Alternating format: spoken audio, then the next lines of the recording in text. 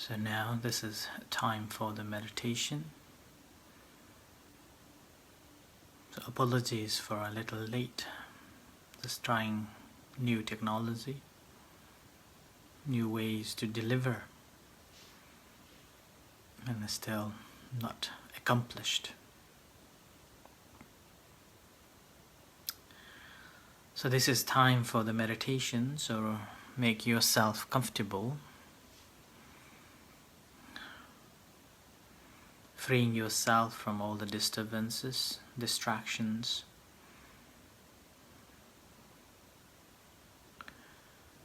And bring your attention to the moment here and now, aware of your own physical body and the mind in this present moment.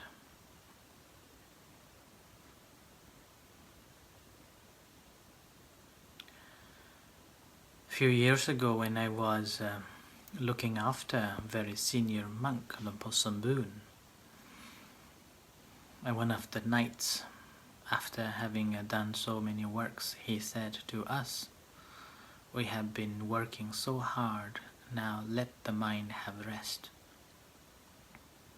So practice of a meditation is to find ways to rest ourselves.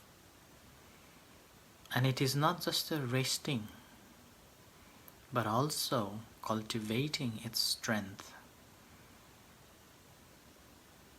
by uniting, by accumulating.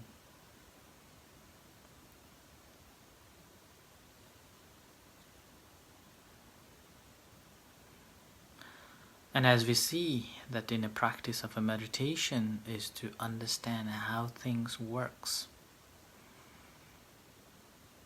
And rather than thinking of anything out there, learn to know our own self through the something which is constantly moving, constantly in action.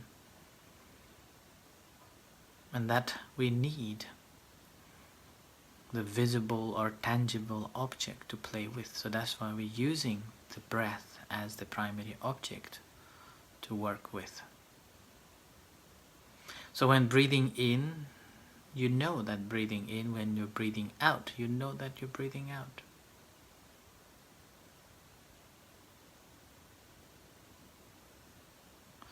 Nothing more than that. All what you need is no thinking of anything or no expectations of anything. Just making yourself skilled in the basics. When you have done basics properly and you are skilled in the basics, the rest will come in its time.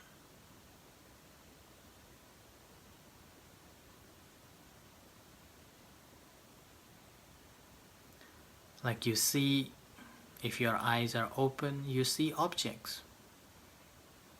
Now you're hearing my voice. During the meditation, you hear my voice. These are the present moment incidents that is taking place. And with this, we feel it, we hear it, we sense it.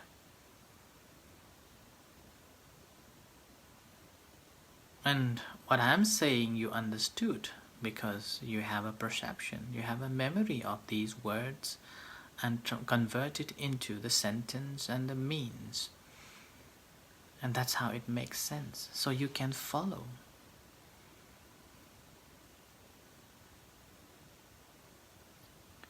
So these are the gradual process of developing, and you will be able to understand that later on, how this is working. Although you're following at the moment of the words or the so-called guidance. When you're following the guidance, you're not practicing properly. You haven't realized it. You're simply following the guidance. So learning to drive as the instructor guides you to turn left or turn right or check the maneuvers. But once you know how to drive, once you are past, then it's free, like that. So these guidance are simply to help you to get to know the practice. And the rest you have to work by yourself. That is why it is known as knowing. Knowing for yourself. And here knowing what we do, what we know, we are knowing our own body to begin with. We are knowing our own feelings. We are knowing our own mind and how these are working. But when we talk about knowing our body, so we go on to find the breath.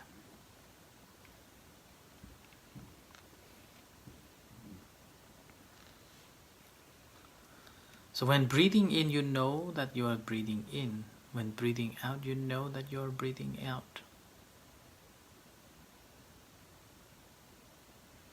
And whenever there are other objects arises, so-called secondary object. So breathing in and out is your primary object that you will be spending more time on that. When breathing out and breathing in and out. And apart from that, any other objects arises, any other symptoms arises, any other distractions arises, then that is known as secondary object. It's like a guest coming. We treat them well, but we do not want them to stay.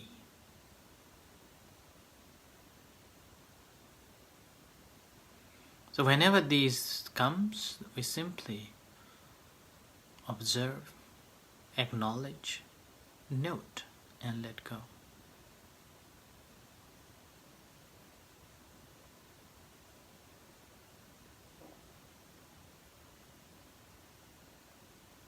And that's all what we do. And as we do this regularly, continuously, doing it again and again,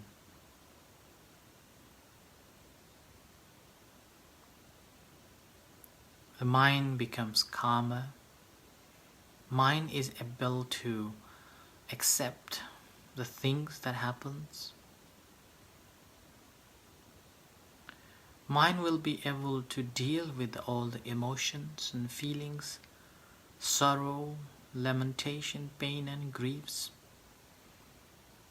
Because these are all the secondary objects. As a visitor, it comes and goes, it comes and goes.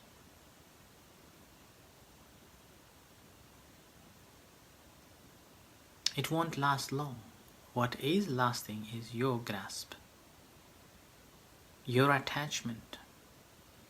And here practice of a meditation with the help of the breath is simply to recognize that this is happening and it's going to change.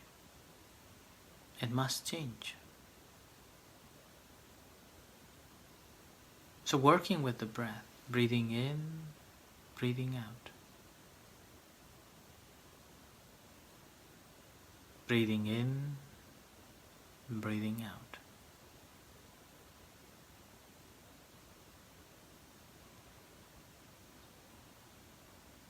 And whenever your mind distracts, accept, observe, acknowledge, note, and let go. Back to the primary object, the home base.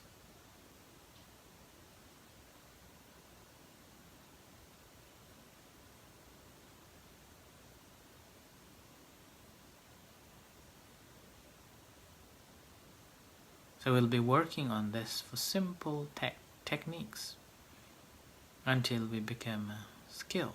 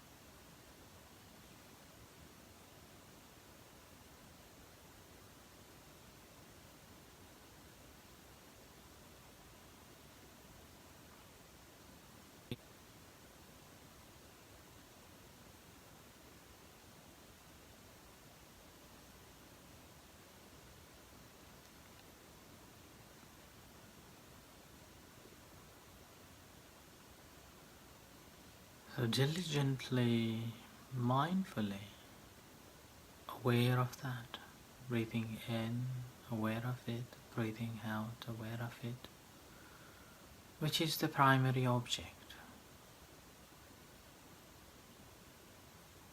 The rest of others are simply the secondary object.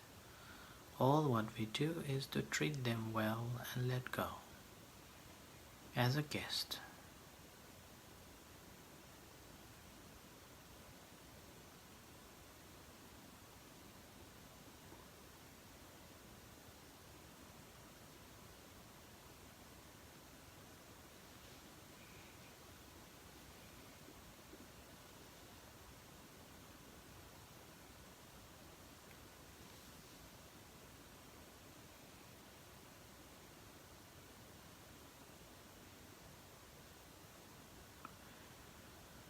The more your mind becomes calmer, quieter, then you will be able to notice that in-breath and out-breath are not the same thing. An in-breath and out-breath has got the longevity and the shorten. You'll be able to note that long breath, short breath, incoming and outgoing, and how this is coming in and how this is going out. But this you cannot observe or experience by thinking. You can do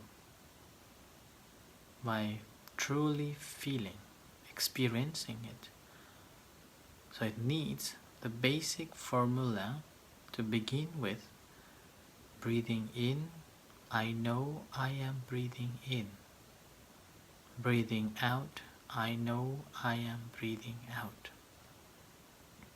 Simple as that. So breathing in and out is your primary object, and you have a clear consciousness to be mindful of in-breath and out-breath. When other distractions comes, whether it is sound, whether it is pain, whether it is itchiness, all are simply a secondary object or a visitors. All what we do is treat them well. Accept, observe, acknowledge, note and let them go. And back to the breath. So when you are doing in this way for some times, mind becomes quieter, mind settles down,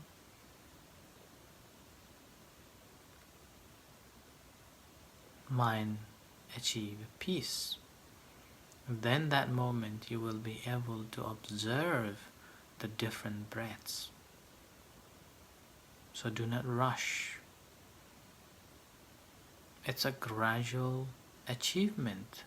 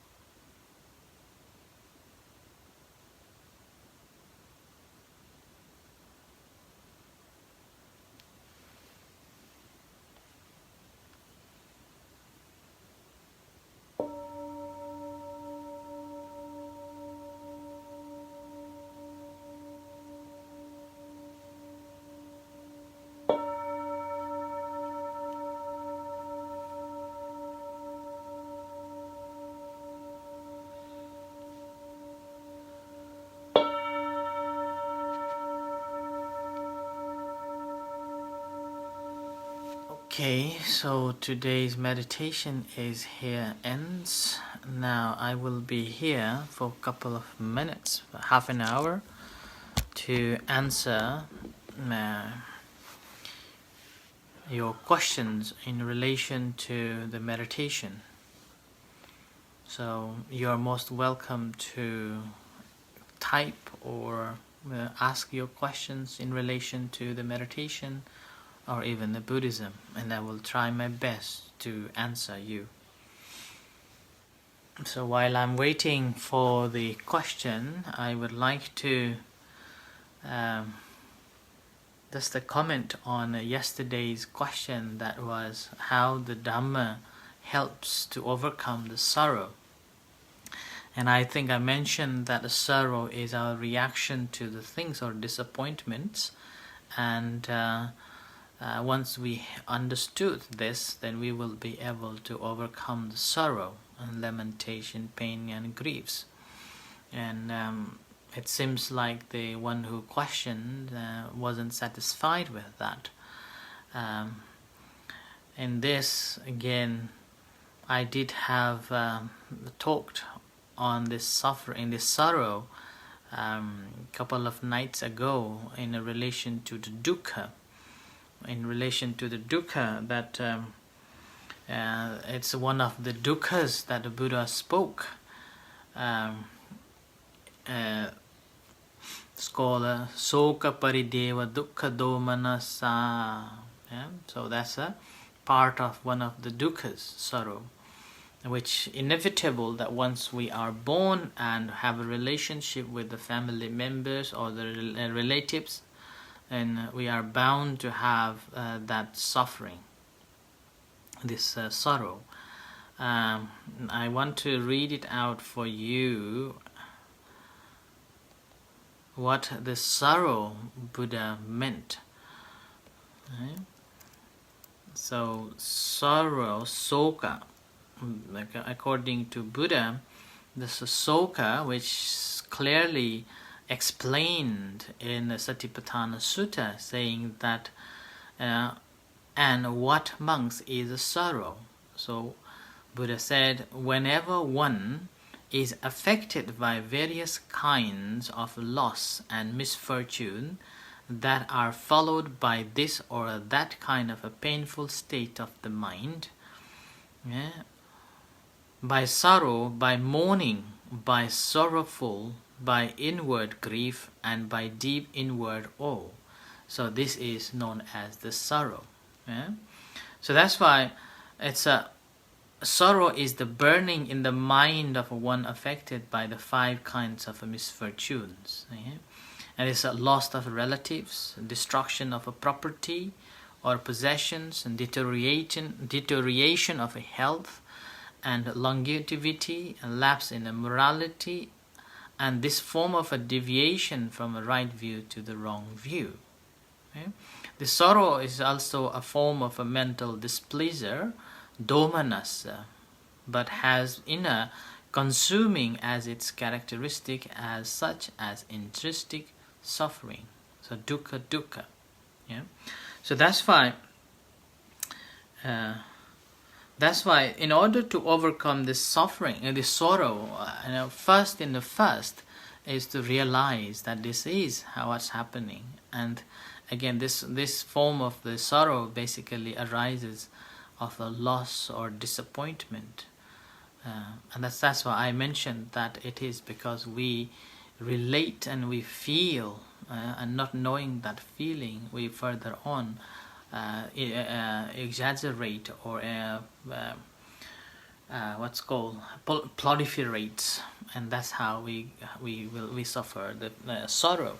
And the practice of a meditation is, clearly Buddha said, if you are mindful of a body, feeling, and a mind state and a phenomena, then the sorrow can overcome. So sorrow is a part of the Dhammanupassana, which means the phenomena, and that phenomena, basically we have to realize that all the feelings and emotions are temporarily, it must change.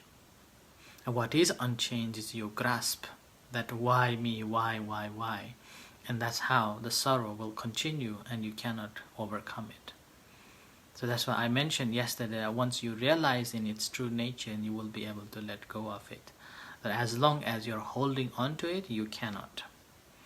The practice of a mindfulness meditation is basically one of the benefit is to overcome sorrow, lamentation, pain and griefs. There is one more question came, where we can download Buddhist books. Right, okay.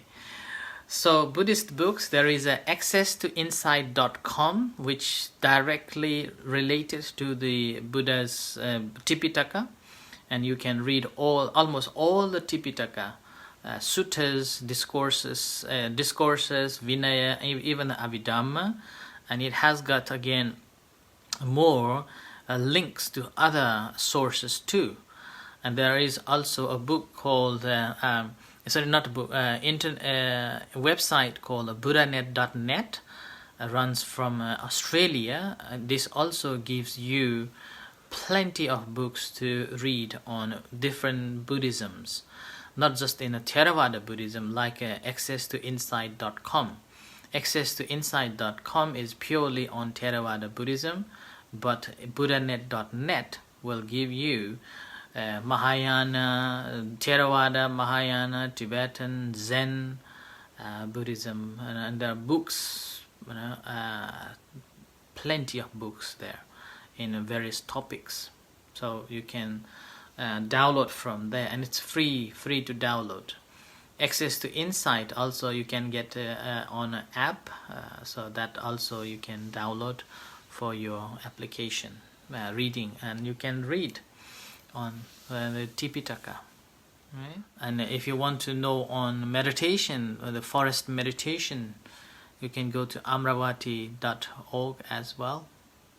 Amravati also gives hundreds of books on meditation and talks by different monks from around the world. There is one comment came from Madhu, saying that my husband, myself have visited your temple on 1st of January 2020 with our friends Ruan and Ruchini. We have gone through impressive your religious program on that day. Oh, thank you very much. Since that I have become a follower of your direction and continue your online program. Oh, thank you. I hope you're following every day. Thank you for your continuous guidance and wish you long life. Oh, thank you very much. I'm very glad to hear that you're following and practicing and listening to talks from Sri Lanka. So thank you very much. It really encourages me to continue giving talks and a guided meditation. Colin, I meditate most morning at the beach. I also wonder that I don't get attached to meditation at one place. Right. That's very good, Colin, that you don't have any attachment to one place. Okay, that's very good. And meditation is supposed to be on the move. Okay, and that's why it's known as mindfulness meditation. Okay, and that's in a practice of a meditation, there are two words to remember. In Pali it's called sati and sampajanya. Sati means to be mindful, and the mindful here, we are mindful of recent past and mindful of present moment and mindful of near future. And this is the mindfulness, because we know where we came from and what we are doing and where we are going to be in this present moment. Okay, so this is a mindfulness. And here mindfulness gives you alertness, awareness, but it doesn't cut the defilements or so-called realizing in its true nature that everything must change. Whereas sampajanya, that's why it comes, so it is a wisdom part known as clear comprehension or clear awareness. This clear comprehension is always happens in this very moment, not in the past or in the future, but aware of the present moment, and having a full comprehensive understanding of it. That's why it's called clear comprehensive comprehension. So each moment that we experience, whether it is breath or whether it is feelings or whether it is the mental state, we are able to be aware of it in its true nature, in a full comprehensive. There is a simile given that when you when you throw a stone in a pool of water, you know exactly from the beginning exactly when this stone touched the surface and goes inside the water, and you know all the ripples, okay, and up to the deeper when the stone stops. So that's why it's called knowing in its true nature. The very moment when we know in its true nature each moment, then we will be able to understand that everything must change, and with this we withdraw ourselves. And sometimes you even do not remember recent past because you're so much into the present moment. You're not worried about even the future. You're all aware of the present moment, what's going on here and now. And with this, there is no any space where any defilements or any unwholesome thoughts will creep in. And the reason we are still in a worldly life, because there is a space where this unwholesome thoughts can creep in, and as a result we go on to act or speak unwholesome thoughts, unwholesome speech, and unwholesome actions. So that's why practice of a meditation always encourages us to be mindful of the present moment and gradually developing the clear comprehension or comprehensive awareness of each thing that we are aware of. Okay? So that's why it doesn't matter where we are, doesn't matter what we are doing, all what we need is to be mindful and ability to do and perform correctly, skillfully. And there is a section even in the Satipatthana Sutta saying Sampajanya Pabba, which is if you're standing, you know; if you're sitting, you know; if you're walking, you know; if you're sleeping, you know. And then further it says, whatever you are doing, you're mindful of that very moment. And with this, what happens is you will be, you will have no attachment to the things, emotions, feelings, and you will be in a complete cool in the moment, being in the moment. So that is. So good, continue practicing. But if you're again sitting at the beach and enjoying the view, and that is not the meditation, okay? That is not the meditation. While I'm waiting, I just want to give you some announcement that on the 25th of July we will have the ordination ceremony here at the center. So anybody wants to join on this ordination ceremony, you're most welcome to join. But due to this what is called social distance and coronavirus trouble, you may have to be mindful whether should come to join or not. But if you feel that you do not want to come to join, but you can join with different other ways, right, to be part of this ordination ceremony. According to Buddhism, the ordination is taken as a really high work and a high job that gives a lot of merits, so people would love to come and join and be part of the ceremony. But unfortunately, we have to limit the participants because of this coronavirus. We have already postponed for over a month now which we supposed to have it last month, but due to this lockdown and unable to travel around, we cancelled it. Now next 2 weeks time we will going to have it, so you can be part of this ceremony too. Right? So this is just the announcement, and we are expecting to have around 6 or 7 monks arriving, because the higher ordination we have to have at least 5 monks to ordain. Only then we will be able to have this higher ordination ceremony. But we are fortunate to have 7 monks arriving, and that means we will have 9 ordained monks to ordain a new candidate. So this is just the announcement. Colin, do you need 8 monks for ordination? Yes, we do have to have at least of 5 monks to have the higher ordination. Okay? But for the novice ordination, we don't have to have many monks. Even the 1 monk, even I can ordain a novice monk. But for the higher ordination, we have to have more than 5 monks. Only then we can ordain.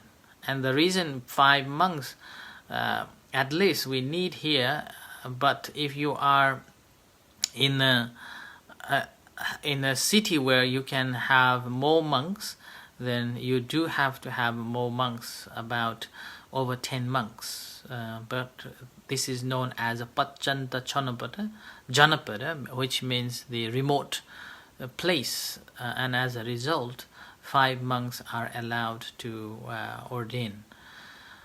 In Buddhism, 4 monks regarded as the Sangha, the community. So whatever any Sangha decisions need to be made, we have to have 4 monks to make it, to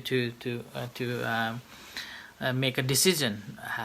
But for the ordination, we have to have a preceptor known as Upajjhaya, who will preside as the main figurehead, and the rest of the 4 other monks will be supportings.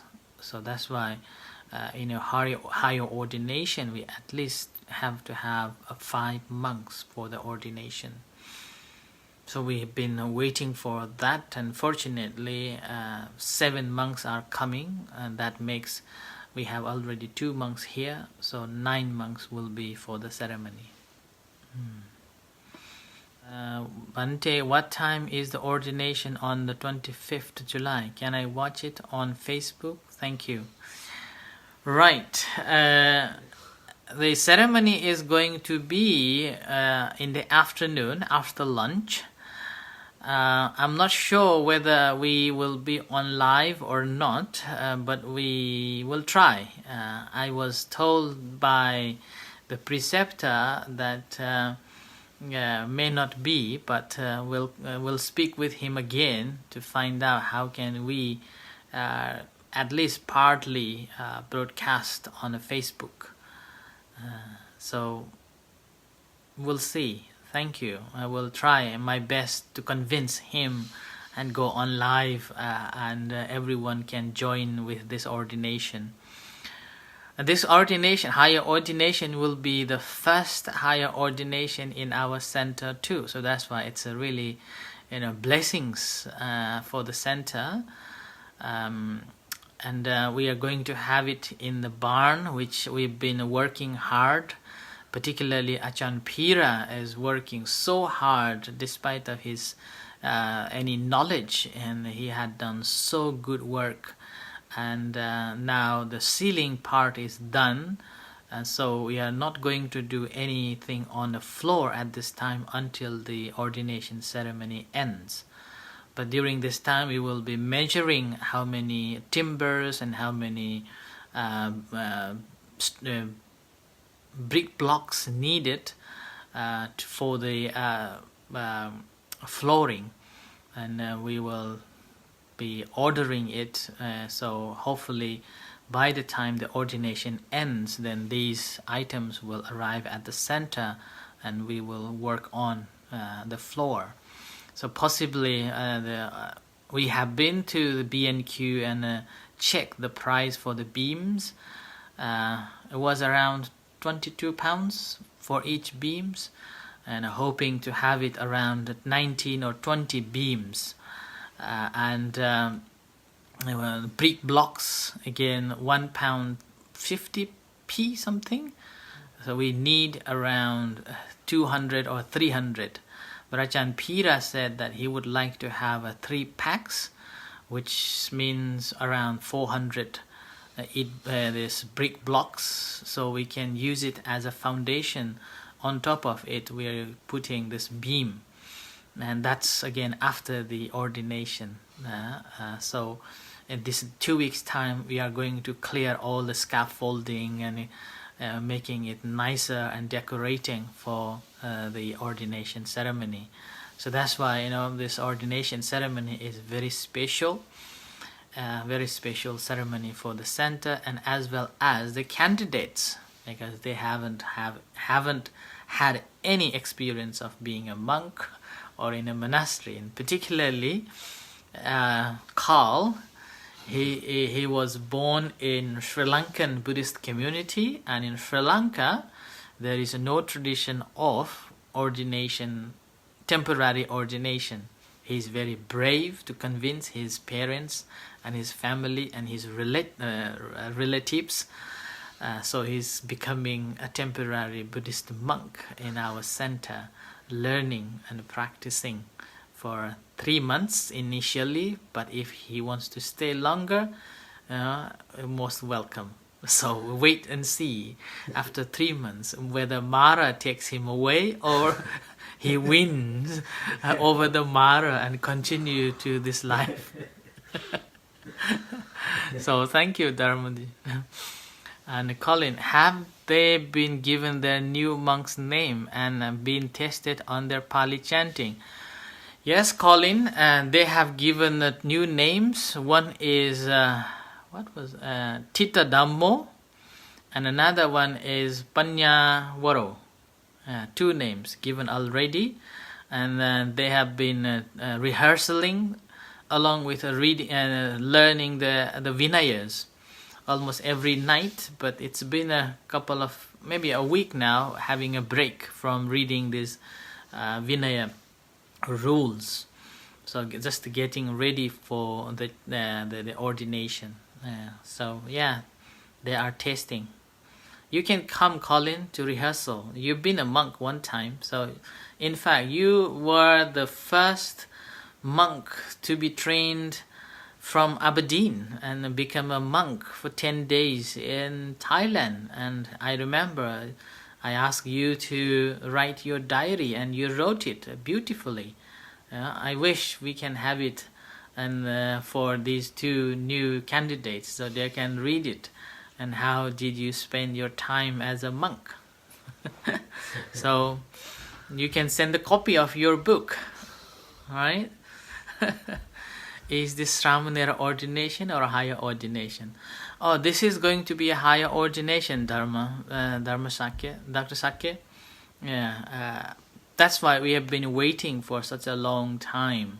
If only a novice ordination or Sramanera ordination, I would have ordained them before the Vassa begin. And I even had a discussion with the preceptor, the Upajjhaya. But after discussing the candidates, they wanted to get the higher ordination. So, and in that case, due to the coronavirus, the monks couldn't travel up to Aberdeen. And as a result, we had to postpone, and finally we got the time and the ability to travel around in a mindful social distance, I presume. So when the ceremony comes, on the ceremony, we again need to be very mindful and cautious about how to keep everyone safe.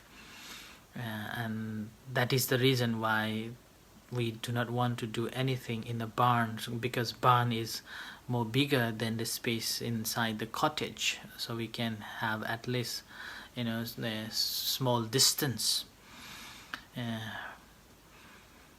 And we have a small tent. Even I was thinking to have a tipi tent outside in our designated chanting hall, so meditation hall, which was already given the permission from the council, but we haven't worked it out how to build that meditation hall in the field. So yes, this is going to be a higher ordination, not a novice ordination. Right, I think it's 8:30, over 8:30 now, and I believe no one has got any questions, and it's in a way quite sad to know that no one share anything about the practice, and no one asked anything about the personal development of the practice. But anyway, it's glad to hear everyone, and continue practicing, and we'll see you sometime soon. But basically, again, tomorrow evening I will be spending another half an hour for the question answer, but again we will have the evening talk, and as well as the chanting and guided meditation tomorrow same time. Okay, so until then, thank you for listening and joining with us. May the Buddha bless you, and good night, and see you tomorrow. Thank you.